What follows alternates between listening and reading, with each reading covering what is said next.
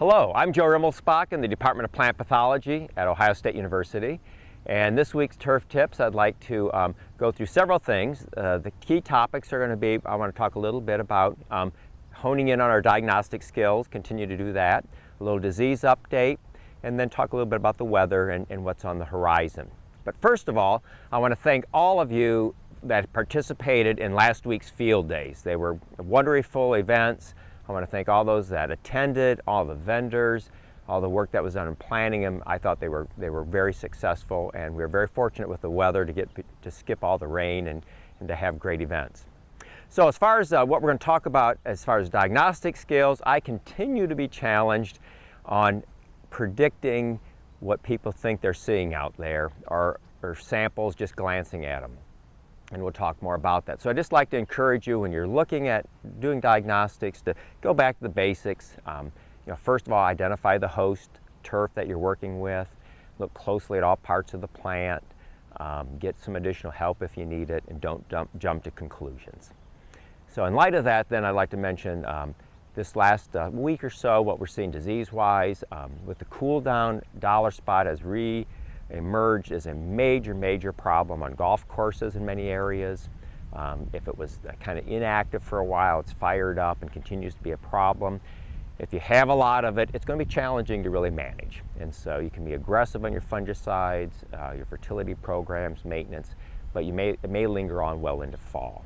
Also on the golf side, with the heat before the cool down, we had a number of calls about summer patch on Poa-annua greens. Again, that subsided quite a bit with the weather. If you get hot again, that may reemerge. And then the other big thing is rust. We're seeing a lot of rust, getting calls on it from homeowners and people that manage athletic fields. Where you have rust and it's severe now, it's going to be a bit challenging to really change that quickly.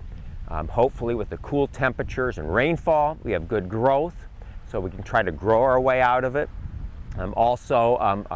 You could try fungicides, but that's usually as a last resort. And if it's really full-blown, it's going to really be hard to quickly turn that around. You're going to mainly be protecting the new emerging leaf tissue instead of really eradicating it from any of the old damaged tissue. Then the last thing I'd like to talk about as far as emerging diseases is this week we had our first confirmed case of gray leaf spot on perennial ryegrass. This occurred on a baseball field. Professional baseball field here in central Ohio. It was extensive. It probably was active for at least over a week. And the concern I have is this kind of really surprised me, again, diagnostic-wise. I didn't expect to see this. And this is the earliest report we've had in Ohio, I think, ever, as far as mid-August or earlier having confirmed gray leaf spot. I spoke with some people in the East Coast. I know in New Jersey they have confirmed cases of gray leaf spot occurring. And then just today again, on a football field from the Marion County area in Ohio, we had more gray leaf spots showing up on perennial ryegrass. So the problem with gray leaf spot is it's killer. It only does affect perennial ryegrass, so if you're doing diagnostics and you see that just the ryegrass is affected and it's collapsing, chances are that gray leaf spot may be the key problem. So keep that in mind.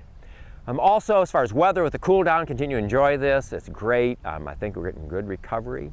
It'll be very interesting to see what might be ahead in the future as far as heat this fall. Also, just a little thing I want to mention is as far as seeding, we're approaching Labor Day, which is kind of one of the benchmarks as far as seeding. Make preparations to do your seeding work if there needs to be areas that need to be repaired. So with that, if we can help you in any way, please contact us and take care, and we hope you have a very successful transition here going into the fall.